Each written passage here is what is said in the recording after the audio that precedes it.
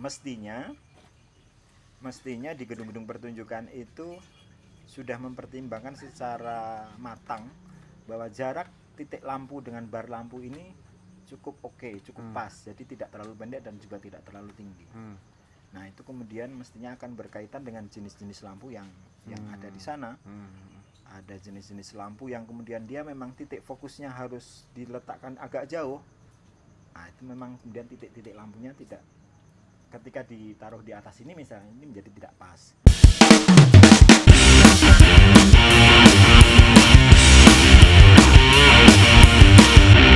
Halo, salam jumpa lagi dengan Berita Teater. Teman-teman mungkin ada yang penasaran ya, di episode yang lalu itu bukan saya, bukan Mas Gundi, bukan Mas Eko yang nge-host. Hanjuk, siapa ini? Wah, ini siapa ini? Kok tiba-tiba ucuk-ucuk jadi host ini? Nah, Pendatang baru. Penggagas. Newcomer. Kalau teman-teman memperhatikan sampai akhir ya, end credit itu ada nama salah satu yang turut membidani Berita Teater. Wah, ya ini seniman serba bisa, Mas Daru Murtopo. Murtopo. D. Oh, nganggo D, Mas. Oh, D. Ganti, Mas, ganti. Logat Jerman, Mas, logat Oh, Jerman. iya. Engko bagian editing tulisannya kene iki nganggo. Kenapa, Mas? Asli D karo T iki ora tembangane Erwito karo Purwito. Iki kae. Tuan rumahnya kae. Kuwi jeneng abangan nek kuwi, Mas. Oke, Mas Daru sibuk apa iki, Mas? Iki di rumah saja, umbah-umbah, nyirami tanaman sama ancok nyul diri lampu juga. Oh, Mas Daru ini memang spesialisasi di lighting atau kayaknya semua mana ya? Ngabahi gitu loh. Ya sutradara, aktor, kadang ya nari. Enggak ada. Mari wedang. Gitu. Jo ini juga waktu awal-awal episode itu kan Mas Daru juga yang jadi kameramennya itu. Jo ngapain, Mas? KB ini. Tapi sedang sibuk nge-lighting sekarang atau gimana, Mas? Ya di beberapa waktu terakhir ini kemarin ya gabung sama teman-teman kelompok-kelompok komunitas begitu. Karena ya kebetulan senang saja bergabung dan ikut support dengan teman-teman yang suka pentas, suka melakukan pertunjukan. Jadi juga mungkin sekalian promosi juga. Jadi ketika ada komunitas-komunitas di Jogja atau di Jawa Tengah dalam konteks masih bisa dijangkau, ketika saya bisa support Tata Cahaya, dengan senang hati saya akan support.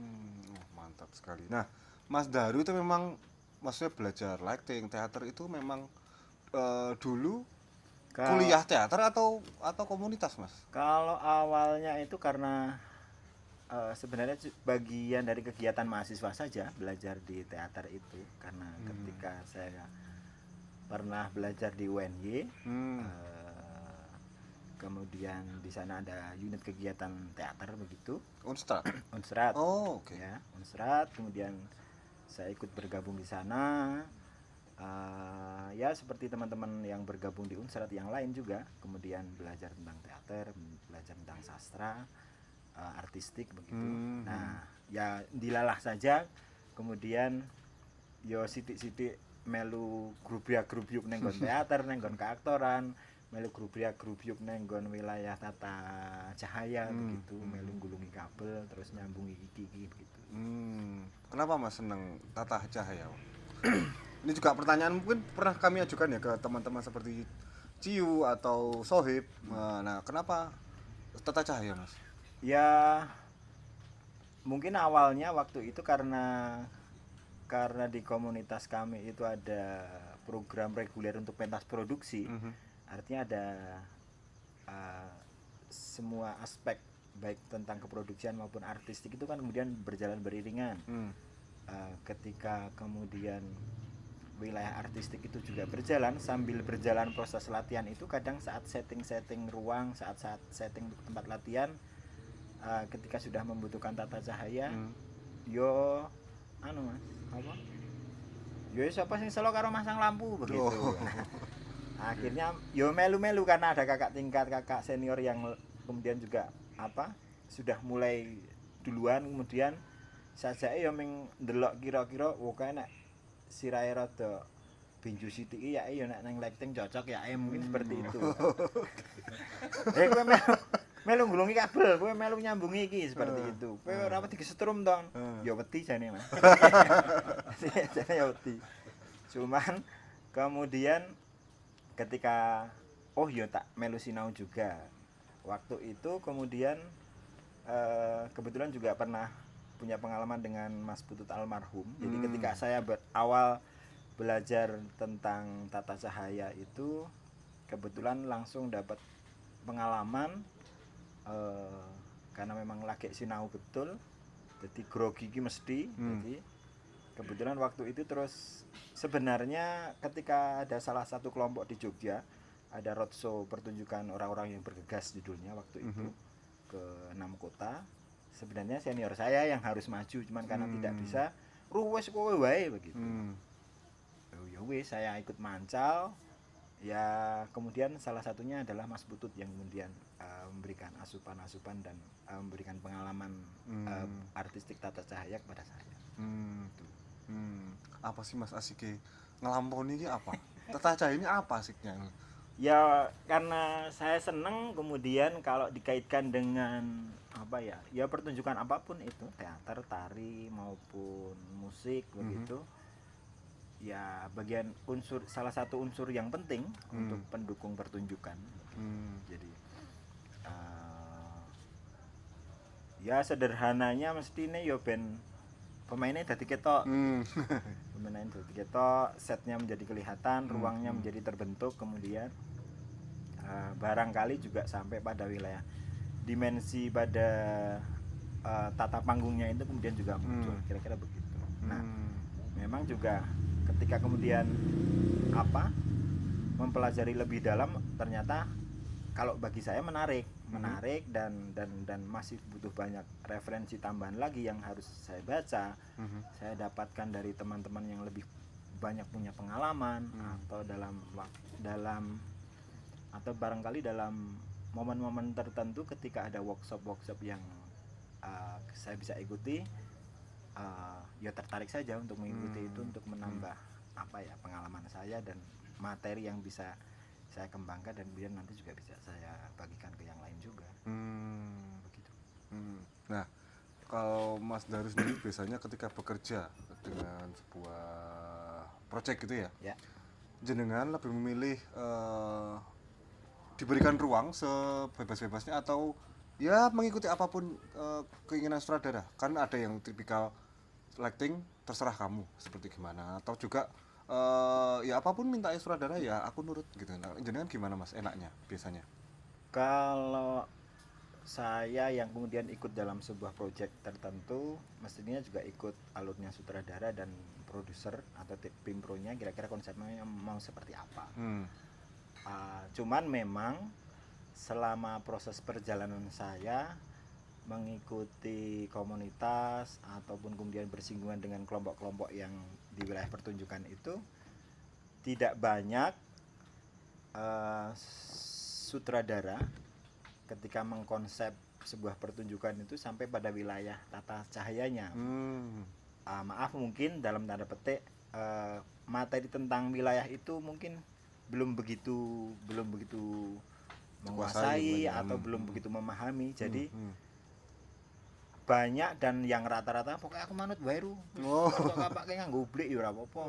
Jadi rata-rata begitu, padahal itu menjadi bagian yang penting ketika sutradara juga harus memahami tentang wilayah artistik tata cahaya khususnya. Makanya kemudian saya juga tidak cuma diam, artinya juga harus memberi value, memberi nilai. Nggak apa-apa, sak ngertimu kepiye, aku coba tak terjemahkan, tak gambarke nak ngene iki kepiye begitu. Kalau masalah apakah harus diberikan ruang yang besar atau mengikuti ruang yang ada, itu juga tergantung konsep pertunjukan itu dan akan dipentaskan di mana. Karena misalnya dicontohkan saja di Jogja.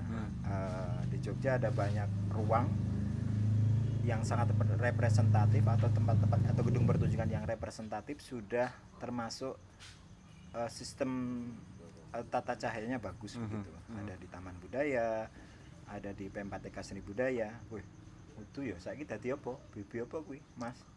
BBPP MPV. Wah, Jadi saya sih nggak apal-apal tuh, Kap. Jadi gedung-gedung pertunjukan itu sudah dilengkapi dengan apa ya, perangkat sistem tata cahaya yang cukup oke. Jadi makanya kemudian si penata cahaya atau lighting man itu yang kemudian harus mendesain konsep pertunjukan itu, melihat juga harus mensurvei tempat pertunjukan itu. Oh, lampu yang ada ini didelok dhuwur kae. Oh, kae ya, ada bar bottom lampunya jaraknya berapa.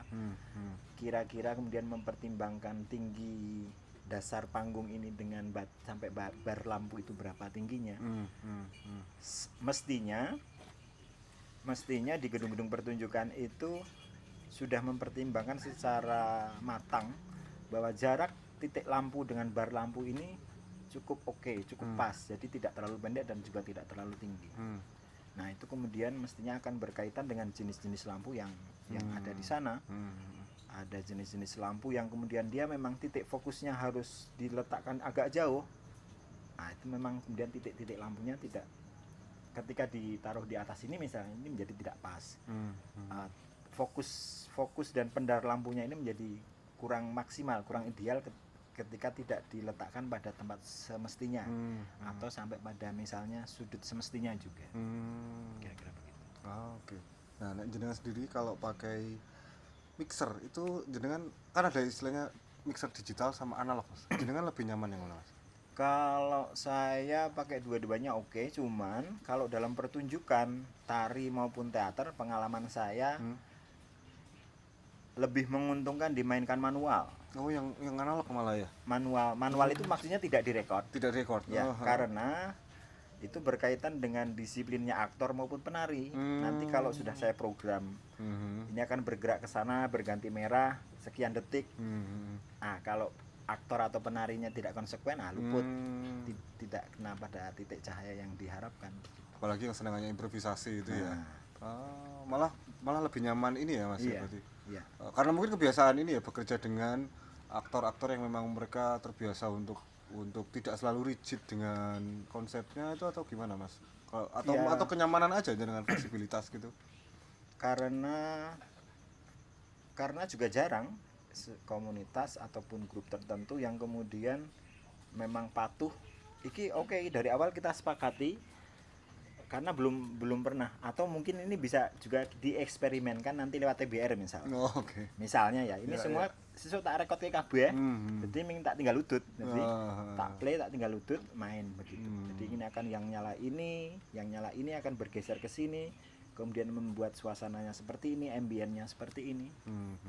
Nah, itu jarang sekali. Jadi kalau ya mungkin kalau saya ngerekod paling untuk ambien tertentu yang kemudian itu pun masih bisa saya kontrol dengan apa ya, speednya misalnya. Jadi kalau semuanya sudah saya rekam keseluruhan pertunjukan itu masih sangat jarang menurutku. Jadi tapi yo baik juga untuk dieksplorasi karena konsekuensinya menjadi sangat tinggi. Sangat tinggi itu misalnya konsekuensi aktornya, penarinya, player-player yang ada di atas panggung itu harus juga betul-betul disiplin dan patuh pada rule konsep adegan yang dimainkan di atas panggung. Maksudnya record ambience kayak gimana, Mas? Suasana. Jadi misalnya misalnya kita duduk berdua ini, yang utama adalah dua fokus ini. Apa, Mas? Tempat saya duduk dan tempat Mas Dinu duduk di situ. Jadi misalnya ini akan saya berikan apa ya? Atau misalnya kita duduk ini adalah pertunjukan. Sing garap Mas Eko misalnya, rusik boleh mulinggo kae pokoke tokei lampu sing bunder. Garisnya cethu. Oh, berarti pilihan lampuku saya akan menggunakan lampu ellipsoidal atau lampu profil. Bukan lampu par atau bukan lampu Fresnel. Begitu. Nah, kalau ambience maksudnya ya area ini kemudian biar tidak ngeblok cuma tempat saya duduk dan Mas Dino duduk saja. Nah, ini juga biar muncul dimensinya. Misalnya di sini dikasih side light, terus belakang kita duduk ini ada. Jadi biar objek ini akan menjadi lebih hidup, jadi garis tubuh kita juga akan jadi lebih kelihatan. Garis luar ini, suasana yang mau dibangun seperti apa itu juga dapat. Misalnya, oh iki digawe anu, digawe desa kluthuk ning wonge do ora tau klamben misalnya. Wah, iki piye lho ya menerjemahkan. Oh, berarti menerjemahkan suasana pedesaan. Kira-kira yang mendukung apa? Oh, berarti cenderung ke warna-warna apa ya, soft agak kecoklatan atau keorenan meskipun tidak terlalu tajam orange-nya gitu. Jadi modelnya ambience seperti kalau kayak lagu itu dia itu chord-nya, sedangkan main manualnya itu kayak melodinya gitu ya Mas. Ya. Jadi biar lebih bebas gitu Biar ya. lebih match ya. Oke. Kira-kira begitu. Nah, Mas Daru tadi juga ngomong soal sampai sekarang pun masih terus berusaha untuk mendapatkan referensi literasi soal lighting. Ada nggak sih Mas cita-cita dari Mas Daru soal lighting yang itu belum kesampaian sampai sekarang? Ada. Jadi piye itu Mas? suatu saat saya pengen apa? Ya kayak demo atau membuat sebuah konsep pertunjukan tata cahaya. Nggak tahu itu cuma kosongan, panggung kosong saja, ada objek benda atau ada objek aktor atau penari.